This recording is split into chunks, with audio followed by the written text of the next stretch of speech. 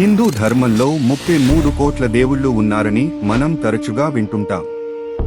అంటే నిజంగానే 33 కోట్లు దేవుళ్ళు ఉన్నారా, లేక ఇది ఒక పెద్ద అపోహ?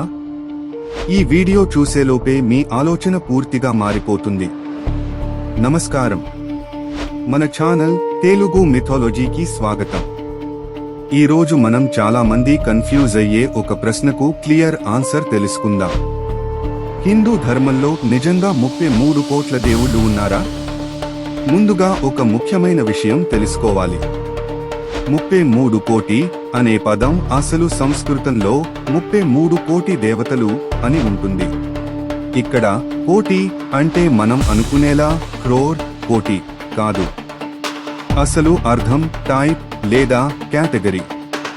అంటే 33 కోట్లు కాదు, 33 రకాల దేవతలు.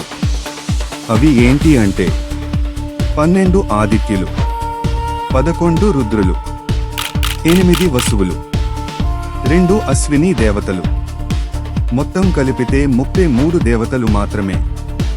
కాలక్రమంలో సంస్కృతం అర్థం మారిపోయి కోటి ని క్రోర్ గా భావించడం వల్ల 33 టైప్స్ 33 క్రోర్స్ గా మారిపోయింది. ఇంకో ముఖ్యమైన విషయం, హిందూ ధర్మంలో ఒకే పరమాత్మ అనేక రూపాల్లో పూజించబడతాడు. ఉదాహరణకు, ఒకే సూర్యుడు ఉన్న నీటిలో అద్దంలో వేర్వేరు ప్రతిబింబాలు కనిపిస్తాయి కదా, అలాగే ఒకే దేవుడు అనేక రూపాల్లో కనిపిస్తాడు.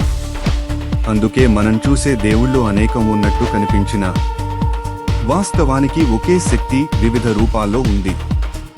ఇది డైవర్సిటీ కాదు, కన్ఫ్యూజన్ కాదు. ఇది యూనిటీ ఇన్ డైవర్సిటీ. అందుకే హిందూ ధర్మంలో 33 కోట్ల దేవుళ్ళు ఉన్నారు అనేది ఒక అపోహ. అసలు నిజం 33 రకాల దేవతలు మాత్రమే. మీకు ఈ వీడియో నచ్చితే లైక్ చేయండి. మరిన్ని ఇలాంటి మిథాలజికల్ ఫ్యాక్ట్స్ కోసం సబ్స్క్రైబ్ అవ్వండి. మరియు మీకు తెలిసిన అపోహలను కామెంట్లో చెప్పండి.